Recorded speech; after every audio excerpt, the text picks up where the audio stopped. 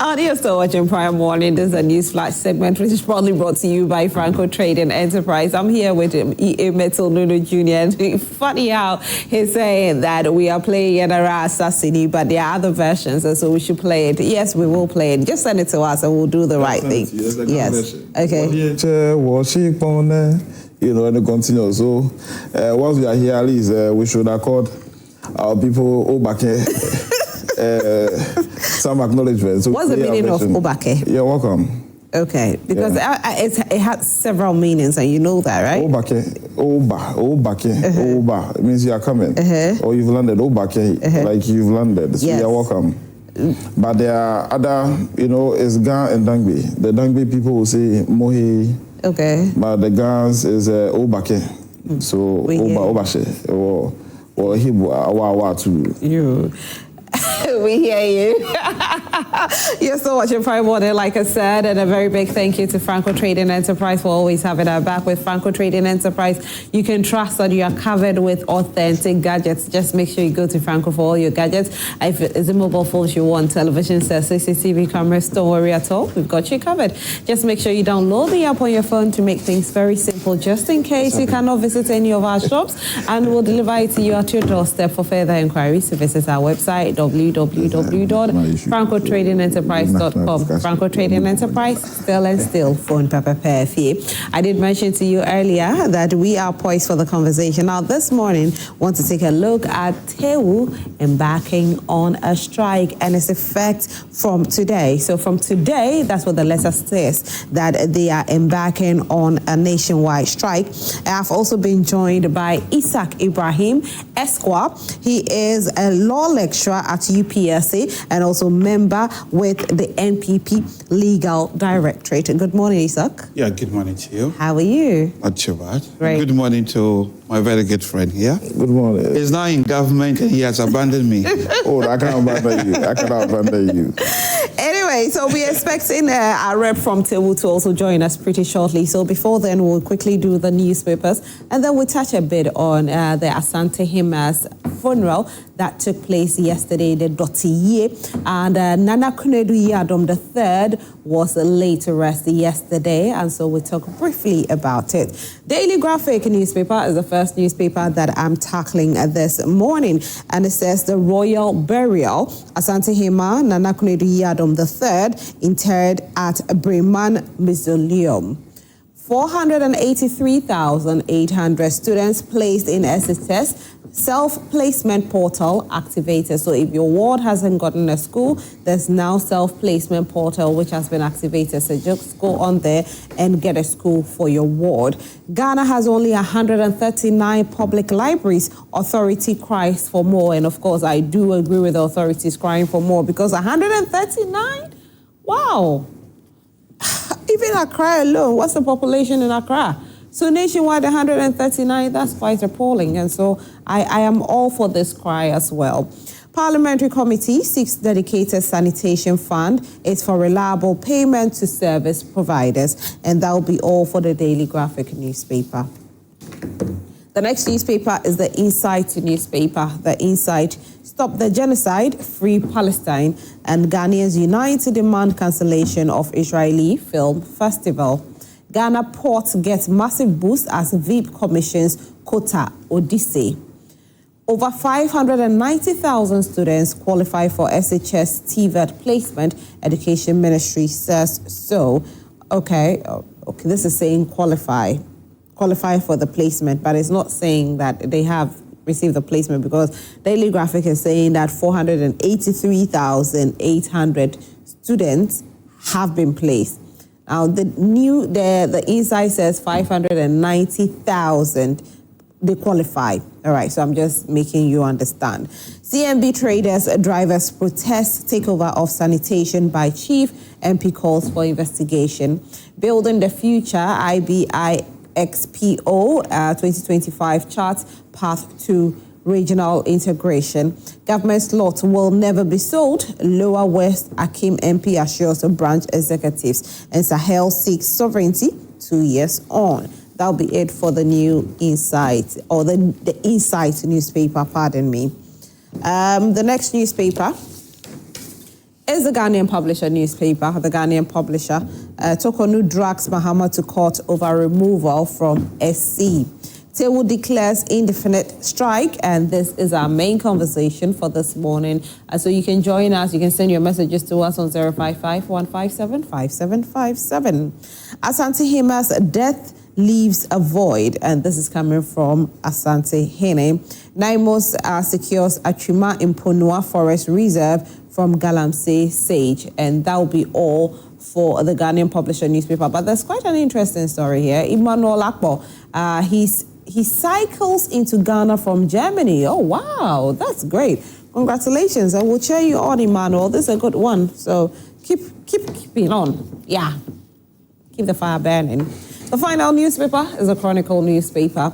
Sarkodie allegedly scams James Jeche at Jubilee House. I know this is not the Sarkodie, the musician, but sometimes when they are making the headlines, they'll use somebody's surname and then it can affect the other person. So yes, it's definitely a different Sarkodie. Let me see if the story is here. Sometimes we just want to make sure that, okay, so it says a 45-year-old businessman, Bawa Yusuf Sarkodie, has been arraigned before the Circuit Court in Accra for allegedly defrauding a contractor, James Jeche, of 400,000 Ghana cedis under the pretext of selling him a wheel loader earth-moving machine. So now you know who the Sarkodie is. More stories in here. Naimos led anti-Galamsey operation rattles Achima Imponua, and the banner headline is all about Galamsey. Lands Minister warns illegal miners, stay away or do Galamsey at your own peril. And this is all the Chronicle newspaper has for us this morning. But then, one thing the Chronicle does so well is giving us a Bible verse every morning, and it's from Ezekiel chapter 33, verse 5. Ezekiel chapter 33, verse 5. Since they heard the sound of the trumpet but did not heed the warning, their blood will be on their own head. Since they heard the sound of the trumpet but did not heed the warning, their blood will be on their own head. Stay away or do Galamsey at your own peril. So the Bible is even backing some fights. So if you don't do it, your blood will be on your own head. Isaq and Metal Nunu. So we are still here, and you can join us, like I did mention earlier, with regards to our conversations on TEWU. But then let's briefly touch on the Asante Hima's funeral, right, that took place over the week, actually. It was a 3-day thing, celebrating the life of this wonderful woman, and she went home finally yesterday. There are some footages that I know that we'll definitely be playing very soon, but I want to have their take on it because it affected us all, because this is a great woman, Nana Kunedu Iyadom III. So let me start with you here, Metal Nunu Jr. Yeah, Rosalind, before I start, let me say a very good morning to our church viewers, and a good morning to you and the technical crew here. And my good brother that I've not seen in a while. Let me say good morning to you as well, Isaq. You know, for some weeks now, we've been following what's been happening in Ashanti region. And I'll say my condolences to the Menshia Palace. But then when you look at everything that happened, you see a display and respect for culture in the Ashanti Kingdom. I think one of the kingdoms that we have in Ghana, there are other people who claim they have, other people who say they have kingdoms, but then one of the respected kingdoms, people who uphold tradition, is the Ashanti Kingdom. And everything went on smoothly. No wonder that Asante has gained lots of respect both in Ghana and internationally, and everything went well. So, and yesterday I was waiting to see the Thursday. I was waiting to see curfew or it happened actually. Yes, I was waiting to see whether I'll find people out at the time. The whole place was so quiet. There's a video trending where there's a young man who was actually out around 11 p.m. and he was being chased by the Abrafo. Yeah. Oh, then I've not seen. Yeah, I hope he's safe too. I'm not saying that. But before that, prior to that, I think some journalists went to the market and they were interviewing people of Asanteman, and you could see clearly that like they are like they know that they are supposed to be indoors, so they're wrapping up what they are doing. And the day before, lots of people were doing shopping, and then they were going to go. This is respect for culture. And I was saying that as a Ghana, will this happen in my state, the Ghana state, where we are celebrating Omowo and we ban drumming, noise making, and all that. We found religious bodies who defy them, and then our people moving, and then I'm like, it won't happen here. So I like the way they've upheld their culture from the days of colonial era till now. Everything went successfully. So we, once again, my condolences to Mesha and Asante Hene Otunfo Osetutu II. Right, fantastic. Isha? Yeah. Well, what can you say about it? I think, as he rightly said from the very beginning, we have to still remember that at the end of the day, somebody has passed on to their ancestors. And it's in order for us to say our condolences to the royal family. Having said that, as he also rightly said, it was a showcase of a beautiful Ghanaian culture. And I do think, yes, there are other kingdoms in Ghana, but Ashanti culture and tradition do represent Ghana very well in the traditional, in the international scene. And we actually need to celebrate it.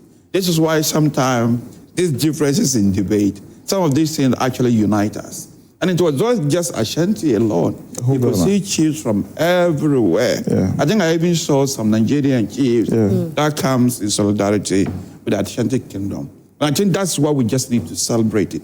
And some of us who are educated, we often have some bias towards our own culture. And these are some of the situations that we just need to accept that.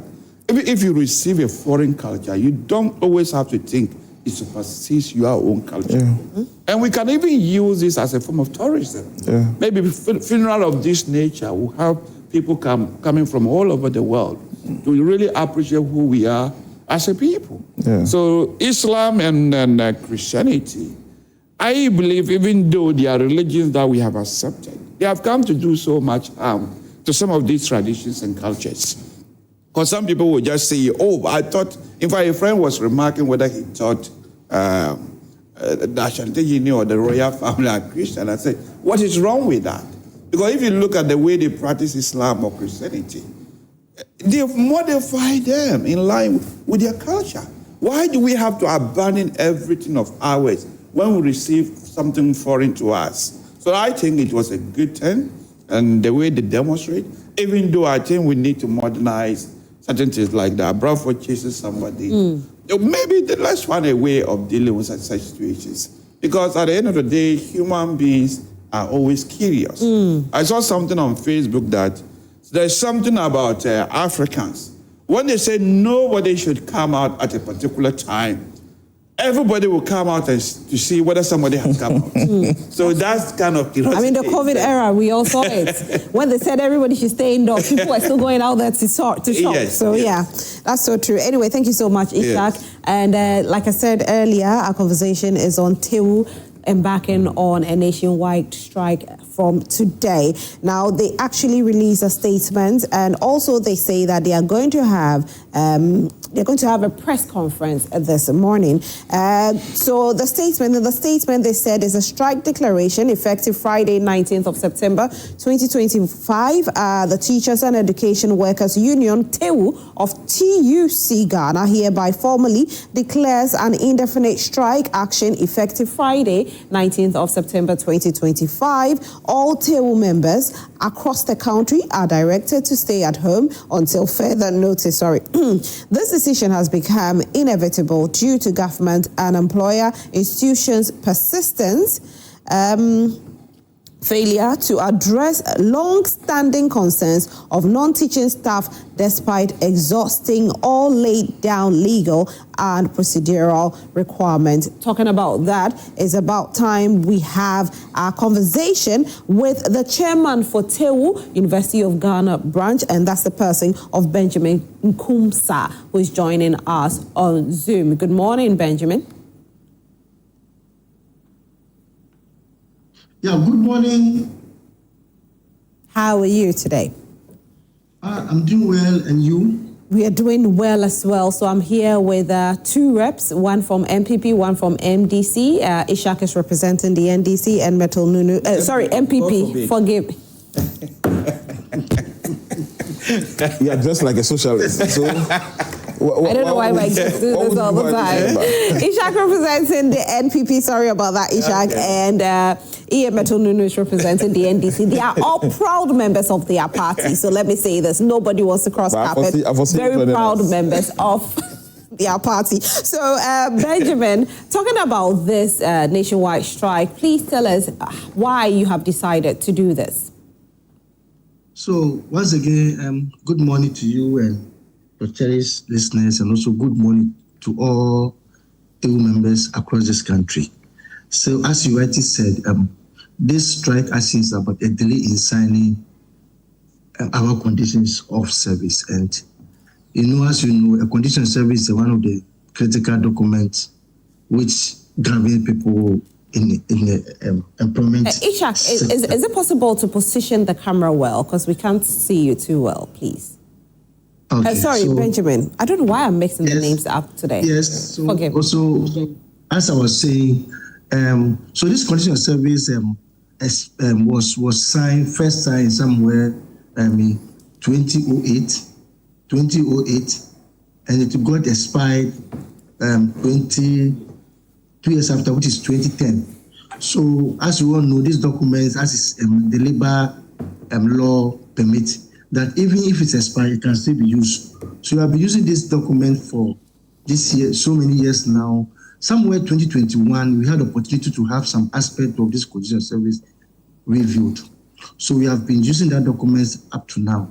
It was somewhere last year that the union, that's the TEWU, submitted a proposal to government to sit down to review this condition of service. But we went to the process of Gov't where that there was election, so we couldn't have it done. So when this new government took off, we had the opportunity to meet them severally to have discussion on it. I mean, when the government took over, we met the ministers, we met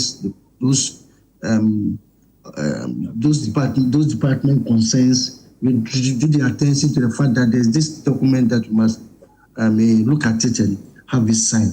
So we have gone through all the processes.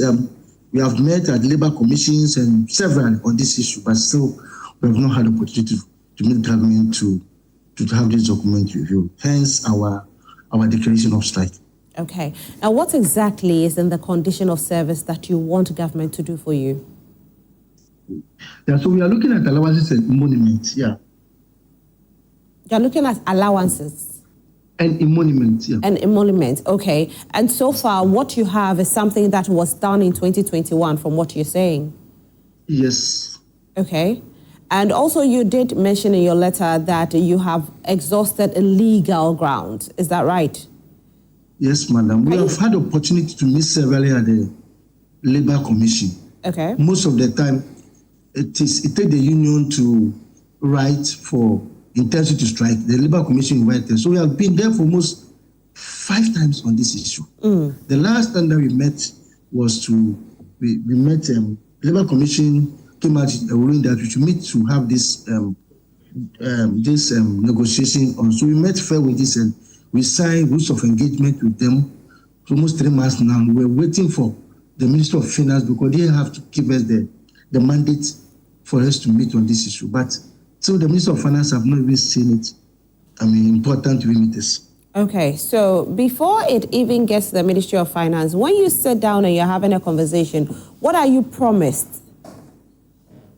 Yeah, all that we promised that the last time that Fairway told us they've submitted a copy of the document to the minister to also look at it and also come out with his counter proposal. So that's where we find ourselves in now. Right. Now, I know you are people that have people at heart, and so you going on a strike, which you say is indefinite. What will make you come back, just in case the conversation hasn't started again? Yeah, as you rightly said, there are people that we have people at heart because our work is centered on people. But as you said, we can also go to work whilst the environment at which we are working is not conducive. So we have said that there's no way we can call this strike off till government fulfill all those promises that we have brought in. So if all is not done, you will not go back. Is that what it is? Or you are willing to negotiate and meet, at a common ground? No, that one, rest assured that we don't go back. We don't go back. It has to be met or nothing else? Yes, madam. It has to be met because we have played our part. We have done all that we are supposed to do. But it's like government is not showing commitment to our cause. So there's nothing we can do again. We are, as I can say, we are being tired of this issue. Okay, so at this point, I have to bring in my guests who are here as well because so don't go because the conversation involves all of us, okay? And definitely I'll be asking you more questions as time goes on, Benjamin. All right, so Metal Nunu, talking about this would definitely affect schools, and is the government not worried about this? Because as you are in power, you say researching, and you don't want to hear things like people are going on strike. Yeah, Rosalind, thank you very much. I don't think any government would like to hear anything about strikes. For a government that has been in office for 9 months, we know the depth from which we took over the economy of this country from when we assumed office on the 7th of January 2025. We've been very honest and transparent to the people of Ghana. You remember when we were about to set the minimum wage, His Excellency John Dramani Mahama himself went to the Ministry of Employment and sat down with the labor unions to negotiate and tell them that things are tough in the country. And he would plead with them that the percentage of increment that we're talking about will not be able to meet it. But this is what we'll be able to give them. And then when things get better, we are going to make sure that they also feel it in their pockets. You've seen from the posture of government that we are not a government that is spending lavishly. His Excellency has cut down the usage of fuel coupons for most of the appointees. Most of the appointees today, yesterday, I was engaging some of the CEOs, and they were saying that now even their personal trips, as a CEO, you want to embark on a personal trip even out of the country, they are not able to do that again. They are not able to just be taking pictures and just be sitting just anywhere now. If you're a member, an appointee of the president, you would have to get clearance from the president before you go. So we all admit that times are hard. We are trying to reset the country, we are trying to reset the economy. I also share the concerns of TEWU, and I'm not going to go about the legalities. Because if you look at the Labour Act 2003, there are sections in the Labour Act that talks about the fact that when negotiation is still ongoing, is important that the employees don't embark on some of these actions. It also talks about they notifying the Labour Commission about 7 days before they embark on the strike. We can go into all these legalities. But at this point, I guess plead with TEWU. There's a government that are just 9 months into office. And what I find worrying about his statement when Benjamin was talking was the fact that you asked him that, so if government decides to meet them partially, what are they going to do? And would they call off the strike? And he says that until the government decides to give them all their demands, they are not calling off the strike. So listen, I find it very worrying because if you're coming to a negotiation table and you're coming with this mindset, then it looks like you are stampeding the government. You are putting pressure on the government to concede and consent to all the demands that you are making. In his submission, he did mention that this has been lingering since 2008. In 2021, there was a bit of, agreement, although it wasn't fully met. And so it's about time that government also makes them happy. Yeah, that's why I'm saying that it's been lingering in the system for some time. But with this administration, that's why from the beginning of my statement, I said we are, I guess, about 9 months in government. And at the beginning of this government, when it had to do with increment of the wages of the workers, His Excellency himself came, and we had a statement that we made. If you look at the posturing of government, we are not a government that is spending lavishly. We've cut down size of government, we've cut down most of the allowances given to our appointees, and then all that. So 9 months into office, I know that they've dealt with previous governments, but we are just 9 months into office. We are just on the table. There are lots of things that needs to be done. The monies are not readily available. We are not trying to reset the country. So I'll just plead to him as a spokesperson for government. I'll just plead with TEWU that they should be patient, they should be lenient with us. And it's not that if the monies are available, some of these things that they are talking about, because Rosalind, truth be told, if you're a worker, you go into a working environment, even the Labour Act talks about it, an employer is supposed to provide conducive working environment for the employees. So if you're a worker, you go to an environment, the conditions of service that they are talking about, and you go to an environment where you do not have these good conditions of service, you don't feel motivated to even work. This is a genuine concern. It's a genuine request that they are making. But then you also look at the scarce resources available to government. How would we be able to meet up with it? TEWU is a stakeholder of this nation. I am a stakeholder, a stakeholder. We want to reset and build this nation again. So I'll plead with him the stance they've taken, that at least if they come to a negotiation table, it's not that government might not be able to meet all. And Rosalind, there are lots of unions in Ghana. There are lots of associations in Ghana today who are also have grievances or some problems in their conditions of service one way or the other. Luckily, despite resetting, despite the economic depths from which we took over this administration from, they've had their salaries every month. Okay, we've been able to, the allowances we were getting before, we've been able to give them every month. So it's not that their salaries are not coming, but for the conditions, at least if they go to the negotiation table and government says that they'll be able to meet a certain level, they should, I will plead with them that they should understand. And then we can, if government tells them that, see, at this time we do not have money, it's not be captured in the budget, but maybe in the next budget we'll be able to capture it. They should come back and then let's work to build Mother Ghana. Isaq, this is affecting students, this is affecting teachers, this is affecting parents as well. And at this point, we also know that government is saying that there's not enough money in the coffers. So what do we do?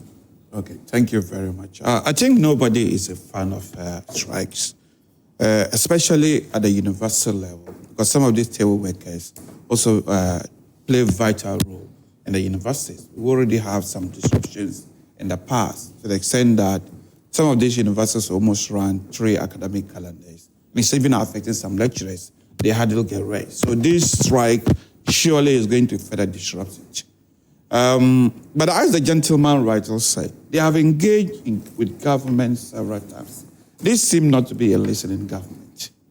You see, you have inherited some of this agreement that has been signed. And as I said, the problem dates back to 2008. So when you take over government, you do not only inherit some benefit, encumbrances come with it as well. So for you to say that you are only in government for 9 months, what kind of standard excuses have you been given? When you are in opposition, you say you have a magic hand to just wave and resolve these things. When it comes to Galamsey, you're pleading on time, we are only here for 9 months. But when you are there, you just say it's a matter of seconds. But when there are success jokes elsewhere, such as the fall in the CD, you say, yes, we are doing it. So this time excuse is not really there. But the way I see this problem is about poor choices. Look at the tertiary level. You said Ghana has the capacity to give free first-year education to our students. And yet, the people who receive the students and make them comfortable are complaining that they themselves are not comfortable. Are you getting your priorities right? Perhaps if you don't have enough money to satisfy these people, what sense does that make if you pay a free first year for everybody, and the very people who will make them comfortable are not comfortable? Do you think the first years are going to be comfortable? So for me, you really need to get your priorities right. And you are already celebrating. I mean, what happened to the $6.8 billion, you say you have exported the gold. That's money. It's just that maybe the TEWU workers are not your priority. If they are your priority, you have the money to satisfy them. That's what you think? You think they are not a priority? I think so. I mean, if you give free first year to students, and then tell the very people who receive the student that I don't have anything for you, by the way, or you not even listen to them. In fact, when I saw the letter signed by King James Azotiva, who is my very good friend, he's from my part of the country. You could see that Azotiva, who is usually a gentle, diplomatic person, if you find it necessary to sign a letter for people to embark on strike, you just know that he has done all his best. The other party is not listening. We say that politicians haven't been good to TEWU then, because from 2008 and 2009, the NDC inherited. Now, 2016 or 2017, let me start it from there, the NPP inherited, and now the NDC is back. And so we cannot put the blame on just one head. We have to put it on both, because they didn't complain that it's happening now. They said it's from 2008. So you could see that he said 2021, they were satisfied, and then they reached an agreement. And government is a continuity. Once they were satisfied and they reached an agreement, and they returned to work. When it comes to the implementation of the agreement, you either implement them, after all, government is a continuity. You either implement them or listen to them properly. Now that they're embarking on strike, the guy is just simply saying that they have engaged with you almost 5-6 times, and nobody is willing to listen to them. Okay, let me go back. Benjamin, Isaq mentioned something that in 2021 you were satisfied with the conditions that was given. Were you? I said they were given some level of satisfaction. Yes, we were given some level of satisfaction. But as I said, that has also expired. But to come in again about what my brother said, sometimes we are surprised about how politicians want to govern this education sector. You see, it is so difficult that politicians always want to, use the appropriate, actions that people want to say that politicians are doing well. For instance, as my brother said, you are paying stress-free for level 100 students. There are people that we are supposed to make the environment for this level 100 people to come and sit down and read and even have the best education they are not even catered for. So what's the priority? So politicians, sometimes, some of us are a little bit, I don't know how to understand them, but that's corporate actions and that thing is what they do. But I'm saying that the education system in Ghana, especially the tertiary level, need a lot of, development, because look at this level. Now we have a free SHH. A lot of people are not coming to the universities. You are not employing. You come to the University of Ghana, for instance, they are not even employing.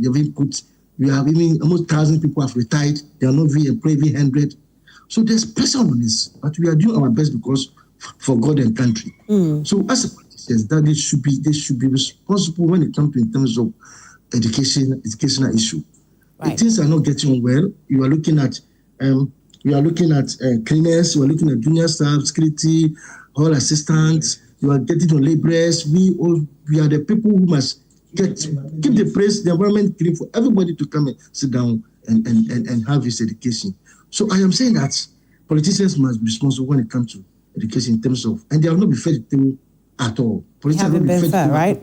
How has the general public and other unions also received this kind of a message from you? Please come again. How has the general public and other unions, especially teacher unions, received this news coming from you? Yes, the solidarity that we had is massive, because you know what TEWU stand for and what we contribution to education. So I'll preach to the government. You came to reset, and reset means that things should be done in a very orderly manner. For instance, I'm saying that they have not even seen the importance of meters. We have not even, we thought that we could have been so patient. We have been so patient to this administration. We know that he has just taken over. But the fact is that respect people, respect TEWU members, because anytime we have to take an action before they call us. When they call us, they have nothing to tell us. Is that how we come to work and we cannot even work? The environment is so bad that there's nothing that you can do. Is that how? So, Benjamin, in effect, you're saying that the government doesn't respect TEWU? Yes, because this issue started not today. We have had opportunity to meet them, but as we are speaking, did you tell us one thing that they didn't bring on board? Nothing. Okay. Thank you very much. I'll come back to you. Let me go to EA Metal. Metal, in your reset agenda or in your campaign message, the education sector, you did mention that you were going to make sure the condition of service for teachers was going to be met. You were going to even build some, accommodation and all of that for certain teachers in certain rural areas. If you belong in certain places or you are teaching, your incentives are going to be high and all of that. But as you've been in power, we are not hearing any of these anymore. Yeah, Rosalind, we still hold all the things that we said during the 2024 election campaign. All the things that we had in our manifesto, there are things that we are going to implement. And building accommodations, improving conditions of service for teachers and all that does not come in a day. You need to build a foundation before you lay blocks to get to the roofing stage and then all that. You will clearly see that from 7th January that we took over, we've not had honeymoon. We've been able to uncover lots of rot that's happened in the system. We are trying to recover lots of stolen money. But the teachers feel left out. I've done that. You have money to, just like they said, you have money to pay the first year stress-free money. And so what about them? They were also part of your manifesto. The first year stress-free money, yeah, we gave a timeline during the 2024 election campaign. So you didn't give timeline for this? No, yes, we gave a timeline during the campaign that within a particular time when we come, all first years are not going to pay. So there's a timeline to it. We also gave a campaign promise that when we come, we are going to make sure that we improve upon conditions of service for teaching staff, non-teaching staff, and then all that. We are a government that respects teachers a lot. And I'm sad to hear Benjamin saying that this government does not respect them and we've not engaged them. The Labour He didn't say this, he said government. The government has not engaged them. Labour Commission is part of government. Labour Commission, established by the Labour Act 2003, was established to be able to take care of industrial actions and stuff like that. So Labour Commission is there, there's fair wages there, there's the Ministry of Employment and Labour Relations there, and they are there. And I'm not sure that Benjamin TEWU has not met with any of these organizations. He said he's met there like 5 times. So who are they meeting? When you meet Labour Commission, you are meeting government. When you meet fair wages, you are meeting government. Because these state institutions are established to be able to handle some of these issues. So if he says that this government has not been fair to them, or we are not giving them a listening ear, I beg to differ. And also, in 2021, when the conditions of service agreement was agreed upon, we are 2022, we are 23, we are 24, before the NDC took over in 2025. Why didn't the NPP at the time, the agreements that they had with them, why did they not implement them? Why is it that 3 years after that agreement, we come into power in 2025 within 9 months, and then Isaq here is saying that the NDC government does not respect them? For 3 years you're in power. You had agreements in 2021, according to yourself, according to Benjamin. And then we took over in 2025, and you did nothing about it. And you have the locals to sit on national television and tell us that we do not respect them, and it's because of fake campaign promises. We are not living a lavish lifestyle in government, Rosalind. We've cut down the size of government. We've cut down the size of expenditure. And we've told the unions that, we've told Labour that we are resetting Ghana, and times are not well. At the time you had agreements with them in 2021, the NPP administration, and you had 22, 23, 24. Before the NDC took over in 25. Look at the lifestyle of the NPP government at the time. Where at the time they had a whole president who one Land Cruiser was dedicated to carry his car around. At the time, their president renting carrying his chair around. Their president renting private jets just to go and watch matches at Tottenham match and then all that. I don't remember that one. I am telling you that. You have to go watch Tottenham match and all that. But I'm telling you that look at their composure, look at their posture at the time they're doing government. So let's not politicize these things. TEWU workers are very instrumental and key stakeholders in the education sector. The security, when your ward is in the university, and for all those of us who have been to the university, and security lapses, you realize that the town people and criminals are able to break in there. When the workers who clean the washrooms and stuff, they don't even clean the washroom even in a day. Rosalind, can you imagine the health risk that is going to happen over the health conditions, the health breakouts that's going to happen over there. So these are people that we respect the kind of services that they offer in the education sector. And we, the NDC, Benjamin, let's not do politics. As a spokesperson of government, I'm telling you that this government is a listening ear. This government is a government that will listen to your concerns. You've engaged with Labour Commission. I think they will be happy if you can actually say that, listen, TEWU, we give us till the end of the year and we'll be able to do ABC. That is what I was coming. That his stance, that your question, that's what I was coming. That you see, when you're coming to the negotiation table, you don't come standing at a particular... Could it be that they are tired of the same old thing? Since 2008, the story has been, let's do it like this, it will be done, give us time, and it hasn't been done. So at this point, they are tired. I understand the frustration of TEWU because the previous administration, having agreed on the agreement in 2021, they let them down. They were a government that did not live up to their words. But this is a government that lives up to our words. This is a government that's concerned especially about TEWU members and workers. So I plead with him that when they are coming to the negotiation table, we are ready to engage them further for them to call off the strike. When they are coming to the negotiation table, they shouldn't say that they want us to agree and to all their demands before they are going to come. If the government gives you an assurance, and when we give an assurance, Benjamin, we are a government that when we give you an assurance, we execute whatever we see. We are not a government that sells you something and then we fail to do them. So when you are coming, take a lenient stance. Let's come with an open mind. Let's come with Ghana in mind on how to develop Ghana, and then let's draw so that we see the way forward. But this strike action is definitely going to affect all of us. It's going to affect our brothers and sisters in school. It's going to affect parents and then everybody. And I know that you are a man of conscience, and I know that even the strike that you've embarked on is not from your heart. But we will still engage you further, and we plead with you that when you're coming to the negotiation table, don't take a strong stance, come with a lenient stance. Let's draw to develop this nation further. I know previous governments have failed you, but we are not a government that says something that we do not embark upon them. So I'll just plead with you and plead with all TEWU members. I don't like Isaq is going to do I just want to find out from Isaq, but this Isaq, the promise was made. Yes. Why didn't it just get on? The gentleman just said what was the challenge? What was the challenge? The gentleman just said that the problem dates back 2008. Yes, back. And so that means even the previous Mahama failed administration was affected, was engaged. But he said that 2021, there were concrete measures taken. Agreements were signed. And it was partially delivered in 2021. It wasn't partially. He himself signed. No, he said it. He said. Okay, you know what? He's here. He's here. Wait, I'll let you come here. I just want to find out. Benjamin, please, can you clarify that for us?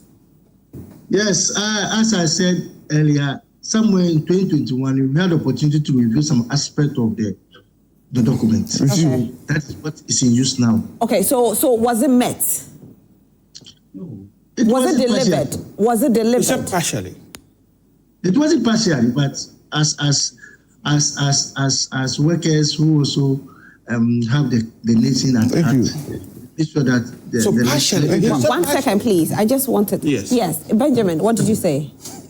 Yes, that I'm saying that it wasn't partially. It wasn't partially. It wasn't.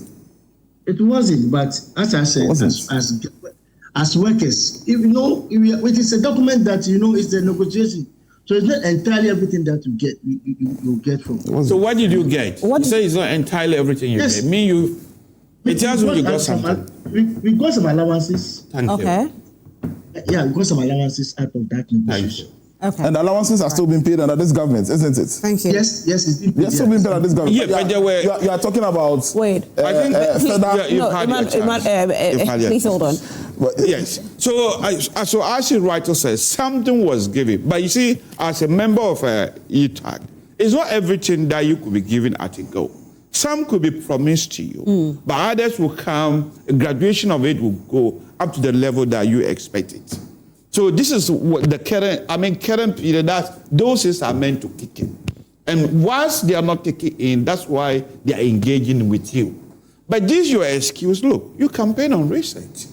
And research, we were telling Ghanaians that we are a different breed of people. We will do these things differently.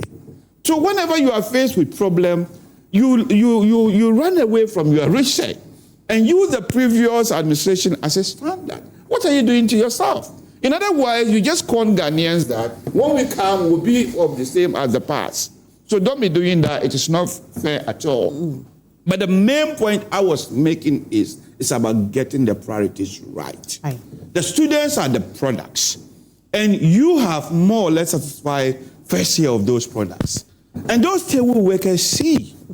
So the priority for me, if you give me the opportunity to see which of these people I should satisfy, perhaps you could satisfy both halfway.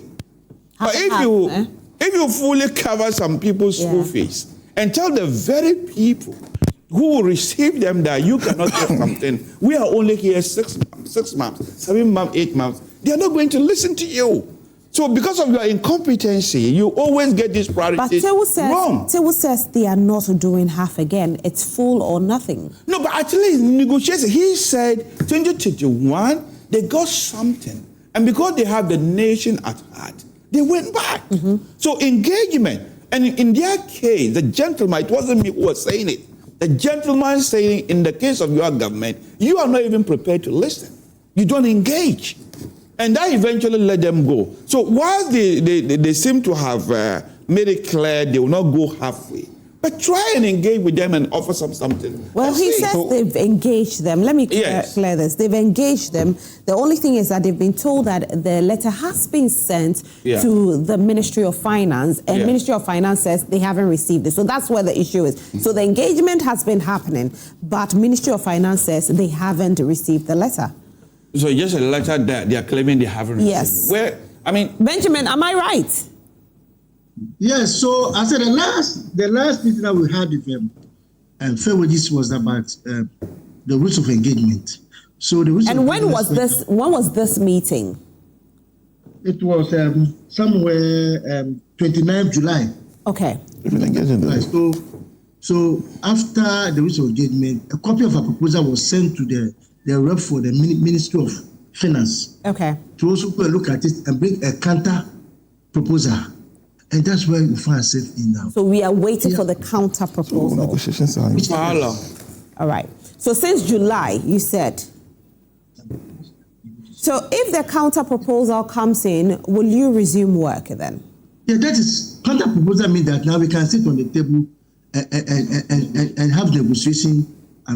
Started. Okay. So the issue on campuses is very it is not presented. So Benjamin, as it stands, if the counter proposal comes in, will you resume work? It's as when negotiation starts, there's no way you can still be on strike. So, but we know the law. We know what want to cooperate. We are also part of this nation. We know what's going on. So we're asking politicians, we're asking Minister of Finance that they should come to the table so that we have further discussion on this issue. All right, Isaq was making his point. Sorry, I had to cut him for clarity's sake. Yes. Yeah, so I'm just pleading the government. You see, so since July, how long does it take to engage with them? And now the whole ministry said haven't received a letter. We've been engaging. These are just lies. I mean, you haven't received something. How can you be engaging with something you say you haven't received? I mean, just listen to the gentleman. And the disruption with TEWU activity simply means that the university itself will be disrupted. Because in terms of arrangement and everything, they have to play their role before lecturers can play their role. So effectively, the universities are shutting down. Because without them, there's no vital role that can be performed in the universities. And even some of the promises that you made to UTAG may soon be engaging with you. The books and research allowances. I could hear voices on campus. Why is it not being paid?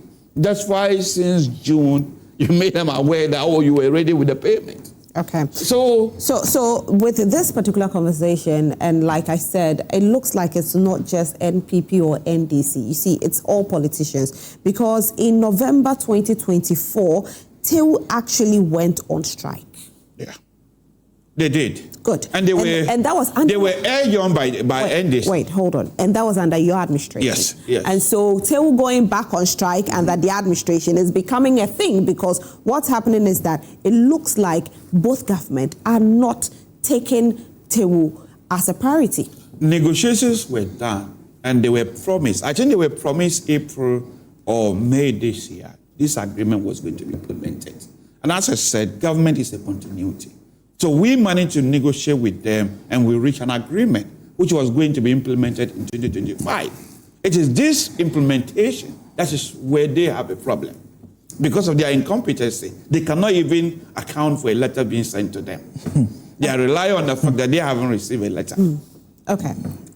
Rosalind, for a government that has been in power for 9 months, 7 January till now, okay, and a government that was in power from 2017 throughout to 2021, when they had the reviewed agreement with TEWU, and failed to implement it for TEWU to go on strike on November 2024. That TEWU went on strike. And then the government that's just 9 months in power, that have not had an agreement and is supposed to implement an agreement that was done by the people. Which of them is more incompetent? So for Isaq to sit here, that your own agreement that you had with them and you couldn't implement it, that they went on strike in November, and you call us 9 months that we are incompetent, is hypocrisy in the highest standard. Let's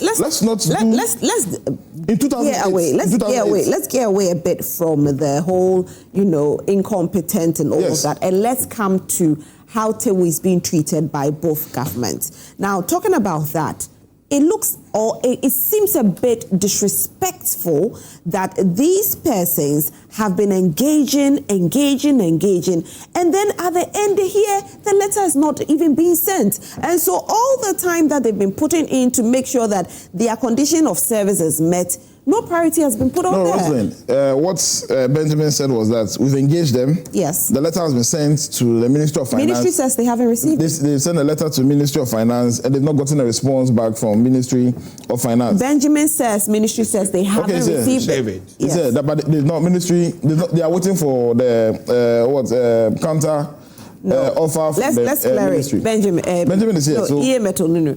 Benjamin, thank you so much that you haven't left us, okay, so that you give us every information that we need. Did you say the Ministry of Finance says they haven't received the letter? No, they cannot even say they have not received it. But they've not brought it back. So they have received it. It's 4 wages that forwarded the proposal to them.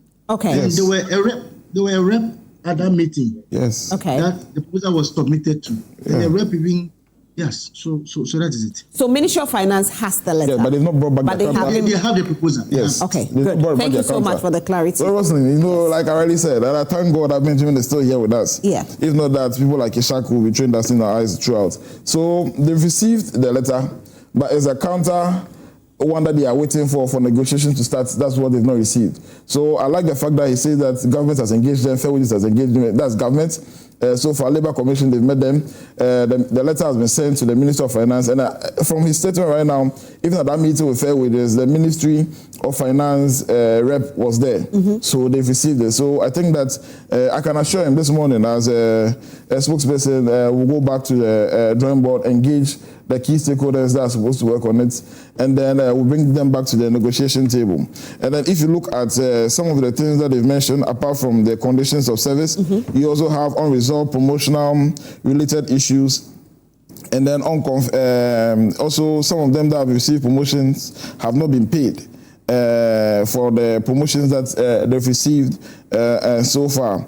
So you realize that, and I don't think that most of the promotions were done this year. Some of the promotions should have been done several months back, but then they've not been paid. So these are all things, issues that we need to look at. Once we get a green light from the Ministry of Finance as to how they'll be able to miss them, I can assure him that the government is going to miss them and then come. Looking at Benjamin's poster, he's not a happy man that the TEWU has gone on strike, because I know they love their work, they love Ghana, they love the students and the institutions where they work. And I know he's waiting to hear from government as soon as possible so that we get some of these issues resolved. This is how to build a nation. In the anticipation of the drafters of the laws of Ghana, we anticipate that these things are going to come, because at a point in time, workers are going to feel marginalized, they're going to have issues. So when they have issues, how do you express them? So strikes, lockdowns, and all of them have been catered for as ways that employees can express their displeasure. So we understand it. And we are a government that does not It's not going to victimize them. We are not going to hold it against them. I can assure him that we are going to engage them and make sure that we resolve most of these issues. And his latter part, that he went off the high horse where he was standing on the grounds that we need to consent to all their demands. Now he says that when the offer comes from the Ministry of Finance, then negotiations can start. They'll resume. According to Labour Act 2003, once negotiations are in progress, then you cannot go on strike. So this strike, today's Friday. I'm going to share letters Monday, Tuesday, or by midweek. Monday is a holiday.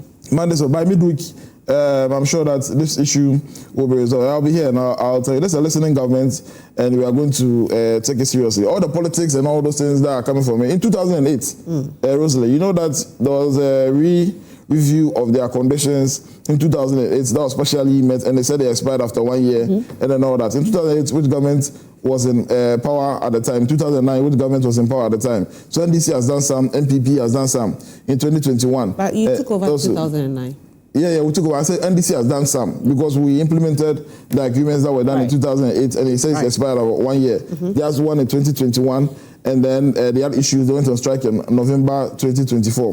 We are not really going to politicize and say this is competent or this wasn't incompetent. This is a national issue that has come that concerns the life of our children and our little brothers and sisters in the tertiary institutions. Why not just grant them their heart's desires so we don't see them going for strike over and over again? Because strike in November, strike in September?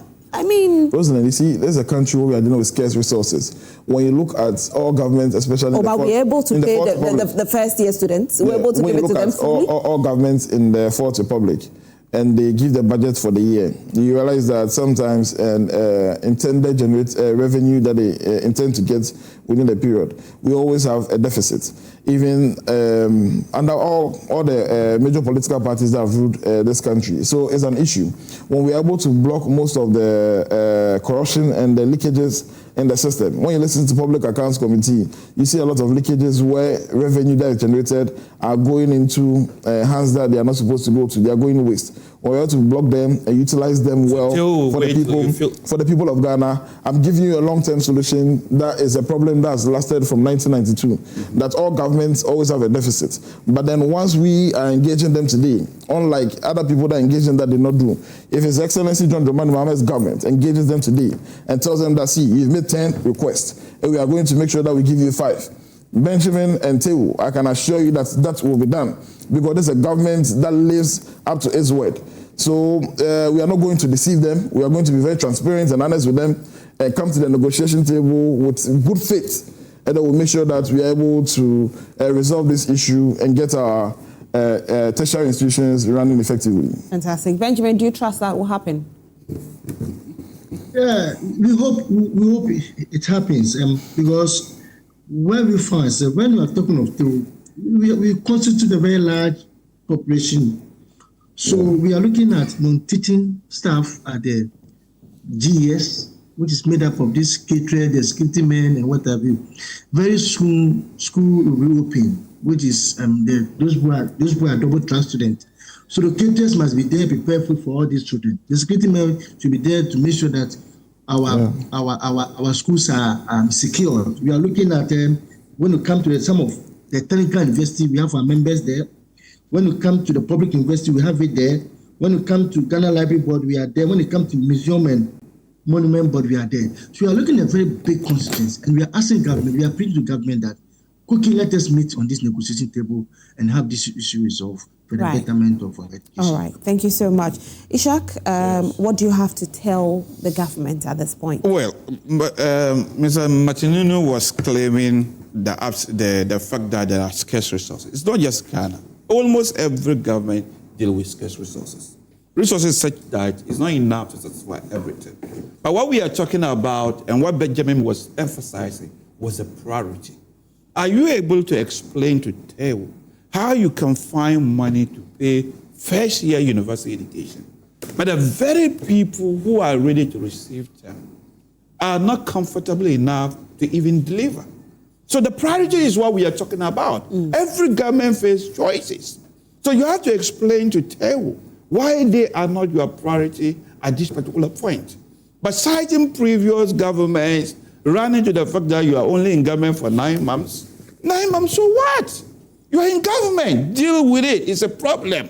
So you have revenue. You can always cut elsewhere and satisfy them. Okay, Isaq, thank you so much. So Benjamin, as you're going, what message do you have for parents? What message do you have for teachers? What message do you have for the entire Ghanaian community? So thank you for this opportunity once again. We are also part of this country, and we know some of the difficulties governments go through, but we are willing to say to government to have this issue resolved. So we are asking our parents, we are asking the media that is all, helped to resolve this issue amicably. TEWU members and people are not lazy. We always want to work, and we are ready to work. So we ask them, let us meet on this table and have this issue resolved as quickly as possible. Thank you so much, Benjamin. We are grateful that you could join us this morning. And we are also going to make sure that the government will adhere to what you are asking for. Okay? I can assure you that. Thank you. And Benjamin Kumsa is actually the president for TEWU at the University of Ghana. So back in the studio, and let's now go back into Kumasi. But you can also send your messages to us on 055-157-5757, 055-157-5757. I will gladly read them. Nana Kunedu Yadom III was laid to rest yesterday. There was the Dotty year, and we saw almost all dignitaries that we have in Ghana there. It was a beautiful thing. Now, people were actually hashtagging funeral tourism. What do you think about it? Do you think it's about time we take a look at funeral becoming a tourist attraction? You think so? But let me just activate the Zoom as well. For those of you at home, you can join us on Zoom and share your thoughts on this. What do you think about the funeral that took place in Kumasi yesterday in the Ashanti region, where it didn't happen just yesterday, actually started from Tuesday, Wednesday, Thursday. So the Dotty year happened yesterday, where Nana Kunedu Yadom III was laid to rest. Let's hear your views on it as well. But again, I want to know, should we take a look at funeral tourism? Yeah, Rosalind, you see, it's a two-way thing. Normally, when somebody dies, a member of your family dies, depending on how the person died, what age the person was, and then all that, the emotions might differ. At one point in time, it might look normal. You see, sometimes there is celebration of life. At certain points, there is painful exits. So it depends on how the exit was. But with looking at our Queen Mother's funeral, and the age is a life well lived. She was a Queen Mother in one of the well-established kingdoms in Ghana, and they have a lot of respect. They've upheld their culture very well. So such a funeral, I think that we should be able to market it well and then get people to come. You look at what happened in England when the Queen died, and you see the display of culture and how they were able to bring people from all walks of the life to be able to get there. So with something like this, I think it's beyond, it's not only for Asante Man, it's for the whole of Ghana. So the Minister of Tourism in such cases should own the funeral and then be able to market it and then bring people. I'm not sure they'll leave right after the funeral. So when they come, we can also take them to the museum at Menchia. They look at the rich culture, the history of Menchia, and then all that. So I support the call. But then again, it will all depend on how the exit was. Because some of the exits is dry funeral, but some of them too is a celebration of life. Doesn't it all add up to way of having our funerals? As much as it's painful, you know, the dryness also tells a story. Yeah. And then the one that they say, what's it called, the Bonyo party also tells a story, right? Yeah. So in a way, we can still go ahead and use the way we have our funerals to make money. What do you think? You can join us on Zoom anyway, if you have your opinion on it as well. So the Zoom ID is on the screen. Join us and let's have a conversation around it. Yes.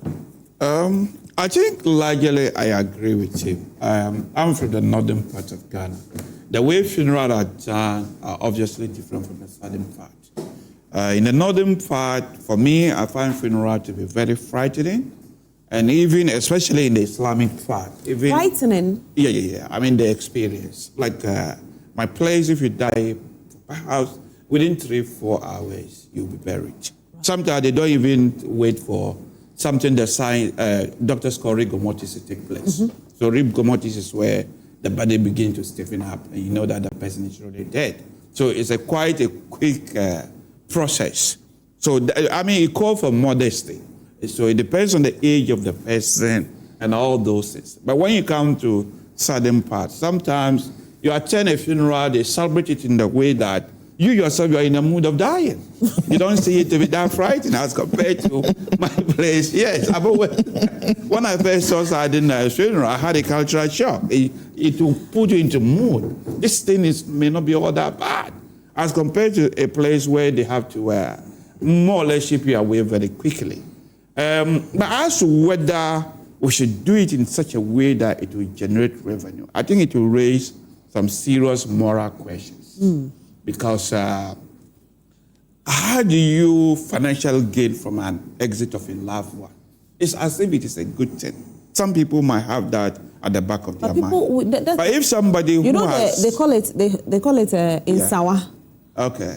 What's the English word for Nsawa? Donations.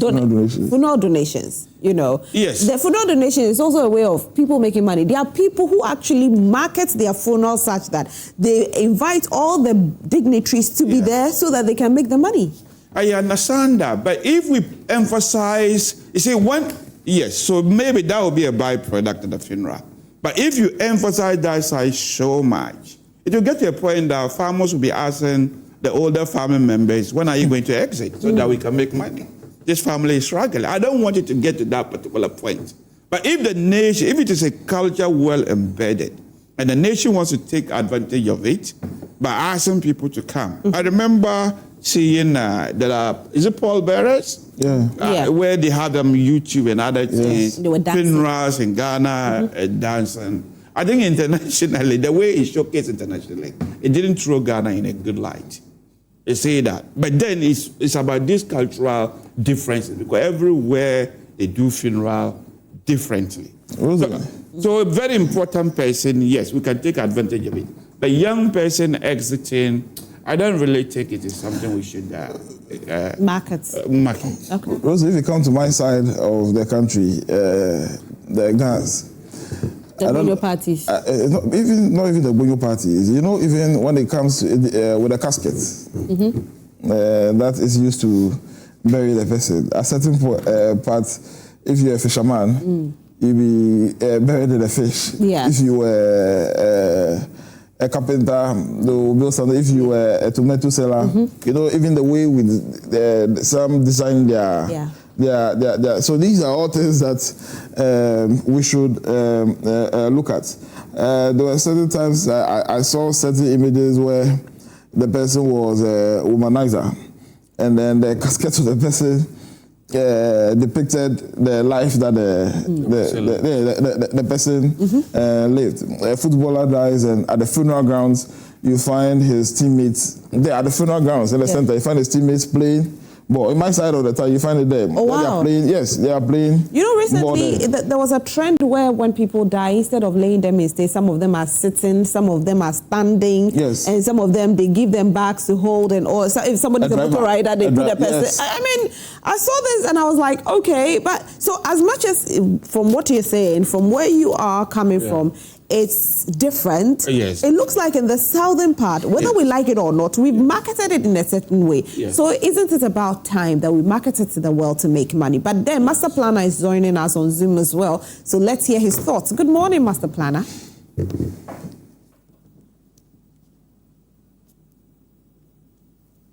Kindly unmute yourself, okay? Good morning, Rosie. Good morning. How are you? I'm good, by God's grace. How are you? We are doing fantastic here. Thank Allah. Let me use this opportunity to say a special good morning to former President Nana Addo Dankwa Akufo-Addo, former Vice President Dr. Alhaji Mahmood Bawumia, and all NPP executives. I'm very surprised at my brother. No. You are still in government. You are complaining about the previous administration. Now you have all the powers. You had our brother Ebenezer also. He said Benjamin. the previous government, exactly, the previous government was able to satisfy them in 2021. And they had an agreement that in 2025, is it April, they are going to fulfill the rest of their promises. Now you are in government. Satisfy them and stop complaining and lamenting about the previous government. That is not how we govern. You told us you are coming to reset. In resetting, today you are paying the academic fee for tertiary students. Why are you not also going to pay the allowances for the lectures? If the lecturers refuse to lecture the students, all the fees you pay is going to be in vain. So you are begging them. Now you have all the power. Stop complaining and lamenting. President Nanado, if you mention his name, now he's not in power. Why are you still mentioning his name? We beg you, if you can't reset, just set aside and stop, sorry to say, insulting the intelligence of Ghanaians. It is very disheartening. You understand? You are begging the NDC. This is not the time. You are 8 months in government, 8 months in government. But you were able to remove the Chief Justice from office. Within the 8 months, how many times did you increase electricity tariff? Within the 8 months, you were able to implement Doomsday levy. So what are you talking about? Don't even tell us you are in 8 months. How many months do you want to use before you settle the lectures? All right, thank you so much. Master Planner, thank you so much. Yes, TEWU is actually the workers. He's got a lot of things. Anyway, thank you so much for joining us, Master Planner. He's got a lot of things. Please, he spoke to the government direct. So let me just 1 minute. We have to end the segment. So he spoke to my government direct. So I'm glad that Isaq from the NPP has even corrected Master Planner because he's confusing TEWU and then lectures. Master Planner is not the lecturers, but it's TEWU. That's are the non-teaching staffs in the education sector, the secondary schools and then the universities. You got it wrong. Again, Master Planner, your government in 2021 did not meet according to Benjamin. Actually, TEWU went on strike. TEWU went on strike in 2024 November, which means that your government did not do anything. And I'm not blaming any government. I'm owning up to our administration. And just like I mentioned earlier, we are going to make sure we engage TEWU further to make sure that by mid next week or the end of next week, this strike will be called off. I'm not pushing blame on anybody. Whatever we've said, we will do it. Thank you so much. Your final words so we can go. Yeah, it is very sad that he kept assuring them that next week almost everything will be resolved. He has to remember his position. Is he sent here by the ministry to promise those workers? Or you are just I'm a government spokesperson. So you have to be. I'm a government spokesperson. Okay, well. If you people were doing your job so well, they would not even be on strike. Because the guy just said you people are not listening. You can't even track where engage them. Track the letter and reply the letter. He told you that the letter has gone. 2 months, you haven't replied the letter. So it's not about tracking. It's about re-offering. So at this point in the propaganda time, today will not hold. TEWU has to be pleased because there's a lot that is on the table and TEWU is not too happy about it. And so we are asking the Ministry of Finance to give a counter of what they are also bringing to the table so negotiations can start, because as it stands now, that's the only thing that will take the workers back to work. And so E.A. Metal Nunu Jr., who's representing the NDC, has assured them that by next week, things will be done. And so we will take his word because he's speaking on behalf of the NDC. So I want to say a very big thank you to you, gentlemen, for being here this morning. We are grateful. E.A. Metal Nunu Jr. represented the NDC and Isaq Ibrahim Esq represented the NPP.